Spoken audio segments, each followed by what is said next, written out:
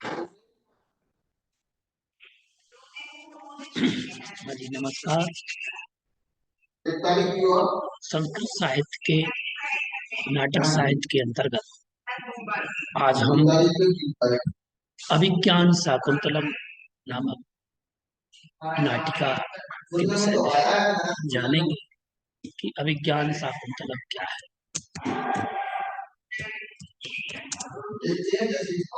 तो अभिज्ञान शाकुंतलम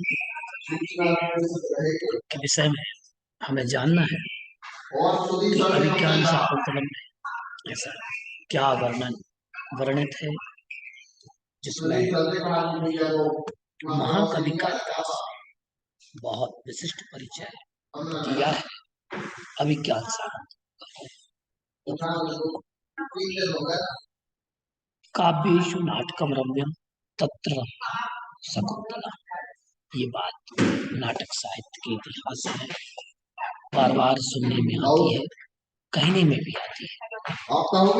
महाकवि कालिदास कृत अभिज्ञान शाकुंतलम संस्कृत साहित्य की ही नहीं, विश्व साहित्य की एक अमूल्य निधि है और इसमें नाटक का रचना कौशल एवं काव्य प्रतिभा का पूर्ण परिपाक मिलता है और यह नाटक अपनी रोचकता, रचना कौशल एवं सरसता के कारण संस्कृत के समस्त दृश्य काव्यों में सर्वश्रेष्ठ माना जाता है।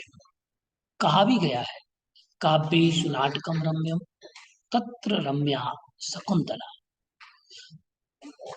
वस्तुतः इसकी प्रशंसा में जो कुछ भी कहा जाए वह अति अल्प है, अत्यल्प है। महाकवि ने व्यवहारिक धरातल पर उतरकर जिन मानव मूल्यों को प्रस्तुत किया है वे अत्यंत दुर्लभ है। यद्यपि विदेशी कवि शेक्सपियर एवं कालिदास का साम्य स्थापित करने का प्रयास किया गया है। यह चंद्रवंशी राजा दुष्यंत तथा शकुंतला के प्रणय, विवाह, विरह, प्रत्याख्यान, पुनर्मिलन की एक सुंदर कहानी है। पौराणिक कथा में दुष्यंत को आकाशवाणी द्वारा बोध होता है, पर इस नाटक में कवि ने मुद्रिका द्वारा इसका बोध कराया है। और अभिज्ञान शाकुंतलम, अभिज्ञान शब्द यही है कि उन्हें बोध हो रहा है, आकाशवाणी के द्वारा नहीं, एक मुद्रिका के द्वारा बोध होगा। और इसकी जो 7 अंकों में विभाजित है, यह रसग्राही वर्णन किया गया है।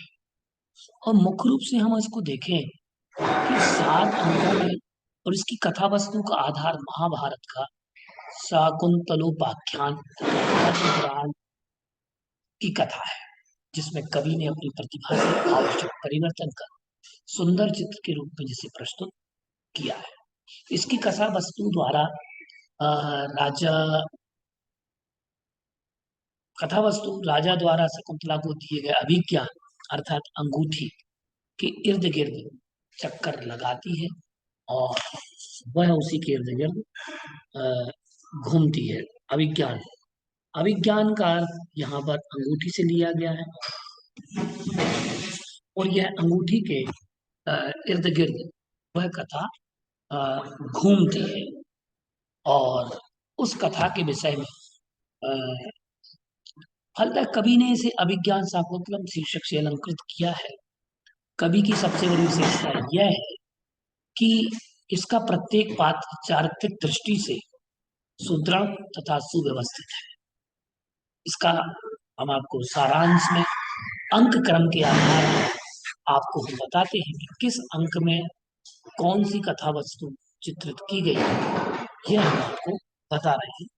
प्रथम अंक में राजा दुष्यंत अपने नगर से आखेट के लिए, शिकार के लिए नगर जंगल की ओर बढ़ते हैं। वन में दुष्यंत कण्व ऋषि के आश्रम में प्रवेश करते हैं और वहां शकुंतला का उन्हें दर्शन प्राप्त होता है। राजा अपने को धर्माधिकारी बतलाता है भ्रमर में शकुंतला की रक्षा, भ्रमर से शकुंतला की रक्षा भी करता है तथा शकुंतला के संबंध में पूरी जानकारी प्राप्त कर लेता है वह राजा। और वह विश्वामित्र और मेनका की पुत्री है तथा कणों द्वारा पालित और पोषित है। शकुंतला और राजा एक दूसरे के गुणों पर मुग्ध है। दोनों एक दूसरे को देख करके और उनके गुणों को देख करके सुन करके मुग्ध हो जाते हैं। ये प्रथम अंक की विषय वस्तु है। द्वितीय अंक में इसमें राजा व विदूषक की वार्तालाप से राजा का शकुंतला विषयक अनन्य प्रेम प्रकट होता है। वह अनन्य प्रेम को दिखाते हैं और वह विदूषक सहित सेना को राजधानी लौटा देता है। विदूषक के साथ कह देता है कि जाओ सेना को लेकर के जाओ। तृतीय अंक में शकुंतला दुष्यंत के प्रति अ, आसक्ति के कारण अस्वस्थ है। आसक्ति जो है वह आसक्ति भी अस्वस्थता का एक कारण। वह एक प्रेम पत्र लिखती है और इस अंक में दोनों का गांधर्व विवाह भी हो जाता है। गांधर्व विवाह का उल्लेख इसमें किया गया है। चतुर्थ अंक में हम देखते हैं कि राजा अपनी राजधानी हस्तिनापुर लौटने के से पूर्व शकुंतला को अपनी अंगूठी अ, देना और कहना, इसमें जितने अक्षर हैं उतने दिन से पूर्व मैं तुम्हें अपने अंतःपुर में बुला लूंगा, ये बात वहां कही गई है। आतिथ्य न करने पर दुर्वासा ऋषि शकुंतला को साप दे देते हैं, क्योंकि वह अपने अ, पूर्व के स्मरण में डूबी हुई होती है और उस कारण से उसे दुर्वासा ऋषि उसके आश्रम में आ जाते हैं और आश्रम में आने के उपरांत भी आश्रम में आने की खबर नहीं मिल पाती, उस पर ध्यान नहीं देती शकुंतला। उस कारण से उनके यथोचित सत्कार न होने के कारण शकुंतला को श्राप देने का उल्लेख इसमें मिला। महर्षि कणों का आगमन और शकुंतला को गर्भवती जानकर पितृग्रह में पति ग्रह भेजने की व्यवस्था का सुंदर चित्रण किया गया है। महर्षि कणों का आगमन हुआ, शकुंतला गर्भवती है और उसको जानकर के पति ग्रह भेजने की व्यवस्था का सुंदर इसमें चित्रण किया गया है, जिसमें प्राकृतिक वर्णन कर्ण ऋषि के आश्रम का और शकुंतला का की विदा भी की गई, जिसमें उनकी सखी सहेलियां हैं, वहां के बेल पत्ते वृक्ष आदि का बहुत अच्छा सा दृश्य खींचा गया है, उकेरा गया है। और इसमें जिसमें कि शकुंतला वृक्षों लताओं पशु पक्षियों मृग शिशुओं सखियों और पिता से विदाई लेकर हस्तिनापुर चल देती है। शकुंतला की विदाई का चित्रण अत्यंत मार्मिक है। और पंचम अंक में साप के कारण राजा राज दरबार पर आई हुई शकुंतला को नहीं पहचाना। सारंग सारंगरव व सारध्वत के द्वारा कठोर सदुपयोग करने पर भी राजा अपने निश्चय से नहीं टिकता।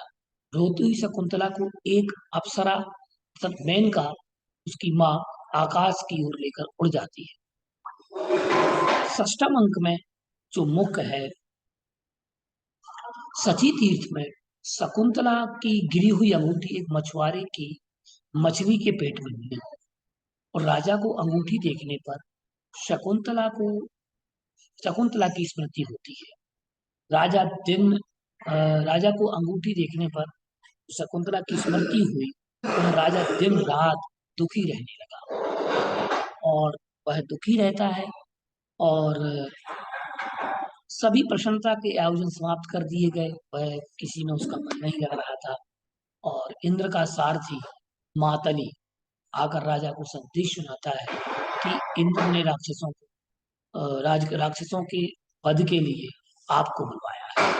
सप्तम अंक में इसमें असुर विजय के पश्चात पश्चात इंद्र से सत्कृत राजा दुष्यंत इंद्र के रथ से लौटते हुए मार्ग में हिमकूट पर महर्षि मारीची के आश्रम में मारीची दर्शन हेतु उतरते हैं।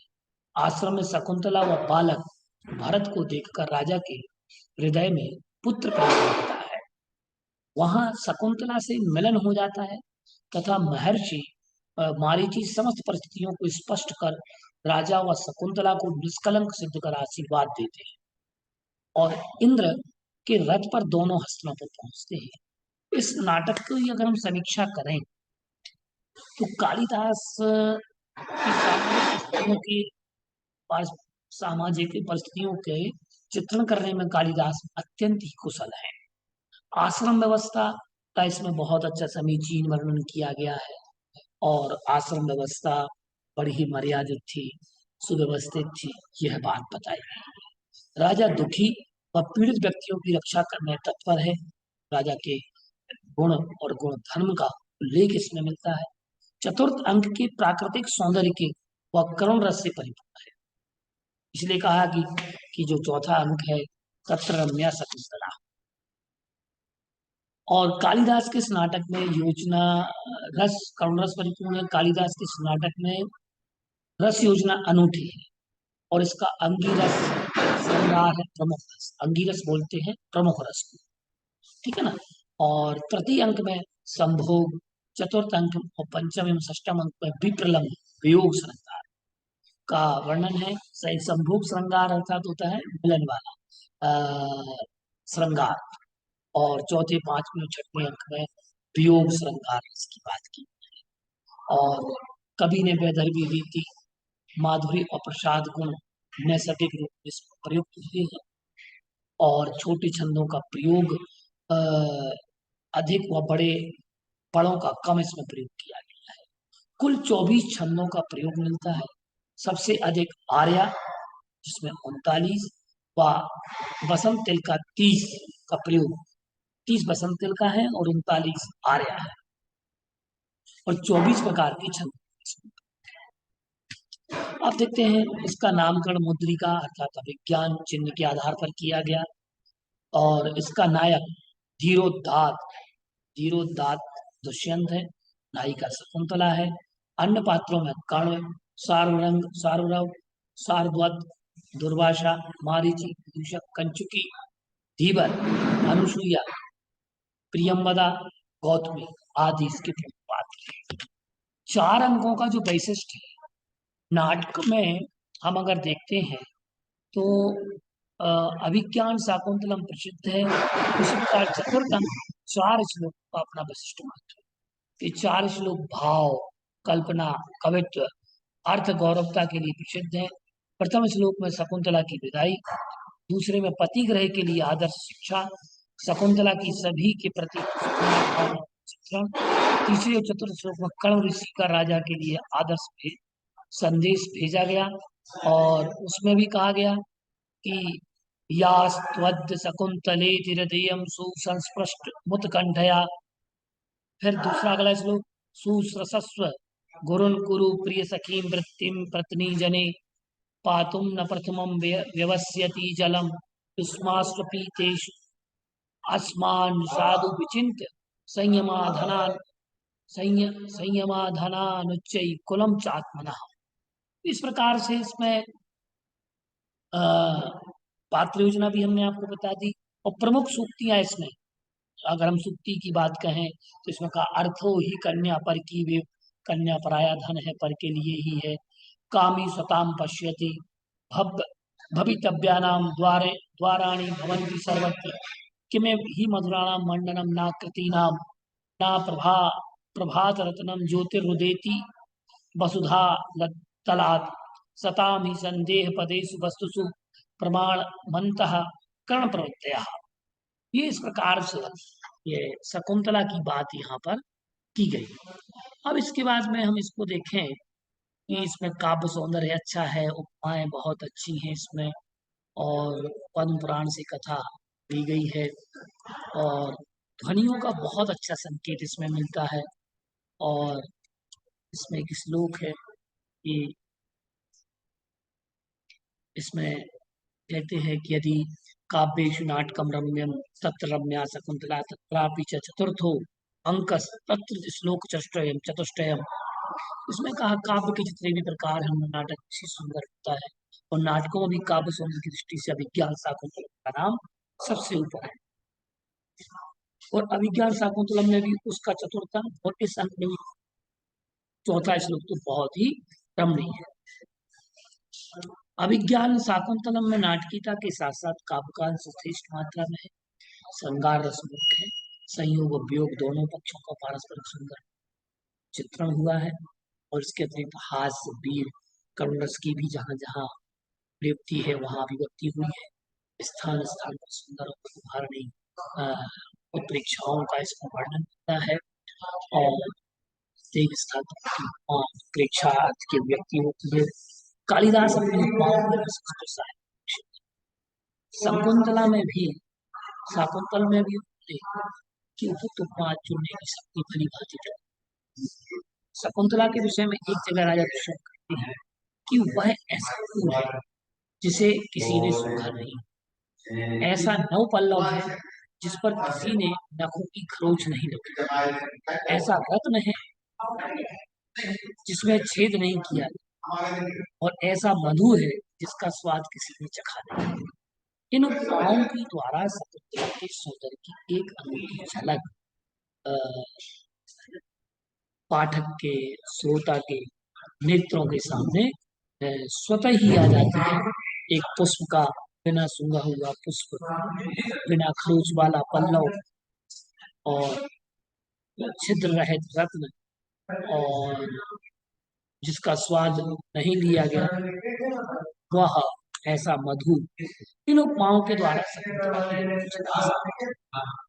पांचवें अंक में दुष्यंत शकुंतला का परित्याग करते हुए कहते हैं, हे तपस्वी, क्या तुम वैसे ही अपने कुल को कलंकित करना और मुझे मुझे पतित करना चाहते हो, जैसे तट को तोड़कर बहने वाली नदी तट के वृक्ष को तो गिराती ही है और अपने जल को भी मलिन कर लेती है।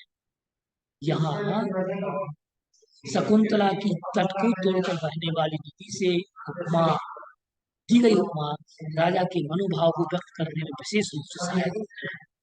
इसी प्रकार जब कण्व के शिष्य शकुंतला को साथ लेकर दुष्यंत के पास पहुंचते हैं, दुष्यंत की दृष्टि तपस्वियों के बीच में शकुंतला की जा पड़ती है। वह वहां शकुंतला के सौंदर्य का विस्तृत वर्णन करके कवि ने उसके मुख से केवल इतना कहलवाया किया कि इन तपस्वियों के बीच में वह घूंघट वाली सुंदरी कौन है, जो पीले पत्तों के बीच में नई कौपल के समान दिखाई पड़ रही है।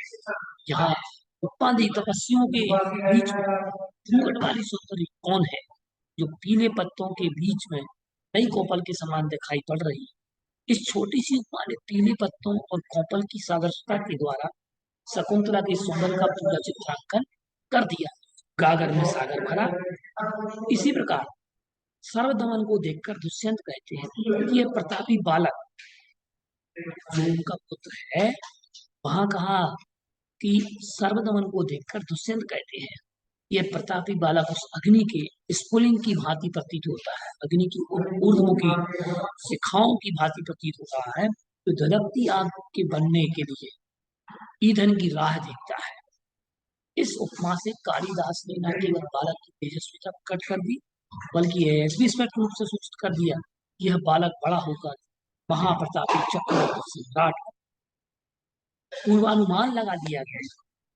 इस प्रकार की मनोहर उपमाओं के अनेक उदाहरण शाकुंतल में दिए जा सकते हैं, क्योंकि दिए गए हैं, क्योंकि शाकुंतल में 180 उपमाएं प्रयुक्त हैं।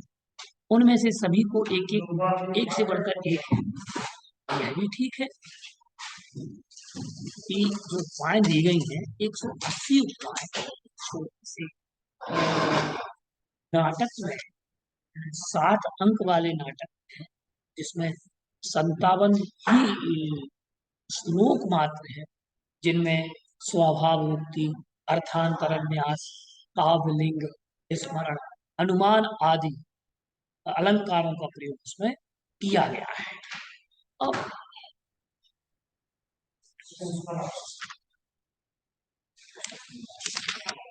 स्वप्नवासोदत्ता में ये अलंकार नहीं, ये स्वप्नवासोदत्ता के अलंकार में नहीं दिया। तो अभिज्ञान शाकुंतल है जो अलंकार उपमाएं बड़ी ही श्रेष्ठ हैं, और इसमें श्लोकों की संख्या हम आपको बताते हैं अभी कि इसमें सुंदर उपमाएं जो दी है वह देखें तो उपमा के चुनाव में कालिदास को विशेष कुशलता प्राप्त थी, और यह भी ठीक है कि उनकी उनके समान सुंदर उपमाएं अन्य कवियों की रचनाओं में दुर्लभ दुर्लभ है। तो फिर भी कालिदास की सबसे बड़ी विशेषता उपमा कौशल नहीं, उपमा कौशल तो उनके काव्य कौशल का एक सामान्य साथ, अपने मनोभावों को व्यक्त करने अथवा किसी रस का परिपाक करने अथवा किसी भाव की तीव्र अनुभूति जगाने का अ, कालिदास अनेक विधियां का जगाने की कालिदास अनेक विधियां जानते। शब्दों का प्रसंगोचित चयन, अभीष्ट भाव के उपयुक्त छंद का चुनाव, व्यंजना शक्ति का प्रयोग करके कालिदास ने अपनी शैली को विशेष रूप से रमणीय बनाया। जहाँ कालिदास शकुंतला के सौंदर्य वर्णन पर उतरे हैं, वहां उन्होंने केवल उपमाओं और उपेक्षाओं द्वारा शकुंतला का रूप चित्रण करके ही संतोष नहीं किया। पहले पहले तो उन्होंने केवल इतना कहलवाया, तपोवन की निवासियों में इतना रूप तो समझो कि वह वन लताओं ने उद्यान की लताओं को बांट कर, और दूसरे की उन्होंने कहलवाई इतनी सुंदर कन्या वो आश्रम के नियम पालन में लगाना ऐसा ही है जैसे नील कमल की पंखुड़ी से बबूल का पेड़ काटना। उसके बाद कालिदास कहते हैं, शकुंतला का रूप ऐसा मनोहर है कि भले ही उसने मोटा वल्कल वस्त्र पहना हो, और फिर भी उससे भी उसकी सौंदर्य कुछ घटा नहीं है बल्कि बढ़ा ही है।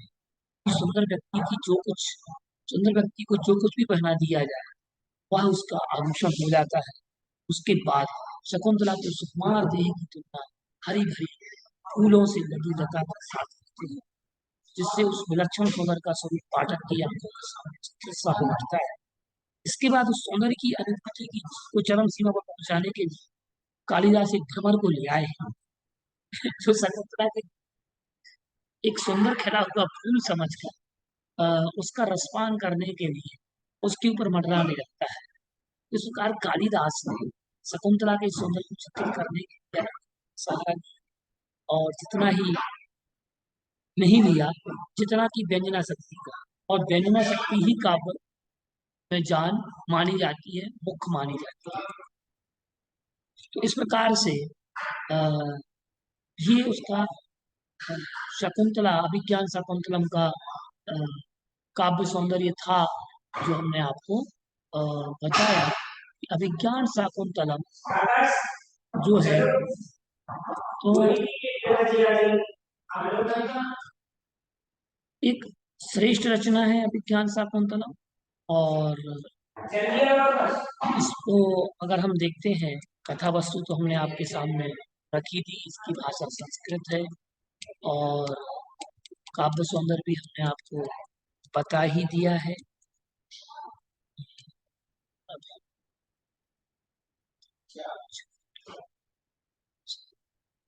इस प्रकार से ये काव्य अभिज्ञान शाकुंतलम की विषय वस्तु थी। 7 अंकों में यह विभक्त है, और इसमें हम देखते हैं जाते हैं चीजों।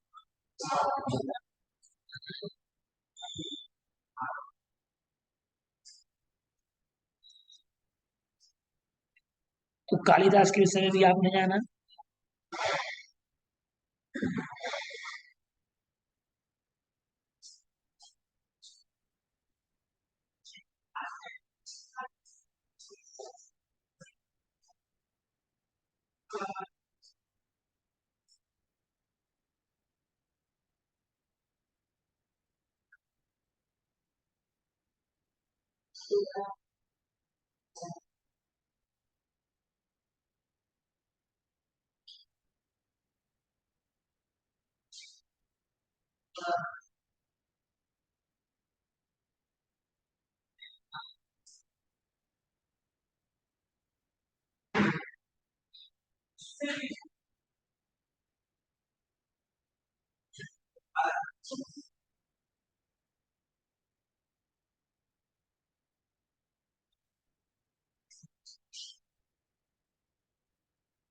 तो अभिज्ञान शाकुंतलम में जो 7 अंक हैं, उन अंकों को हमने जान लिया है और समझ लिया है। इतनी विषय वस्तु आपके हिसाब से पर्याप्त है जानने के लिए।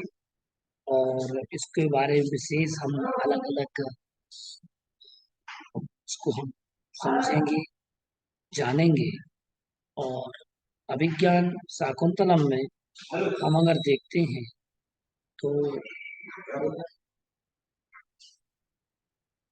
चौथा अंक बहुत अच्छा है, और चौथे अंक को आपको बहुत अच्छे से पढ़ना चाहिए। और मैं तो ये कहूँगा कि अगर गृहस्थ के लिए कुछ पढ़ना है, अगर बाहर से पढ़ रहा है, तो उसके लिए चतुर्थ अंक बहुत ही उत्तम है। तो इस प्रकार से अभिज्ञान शाकुंतलम की विषय वस्तु जाना, समझा। चलिए, नमस्कार। नमस्कार।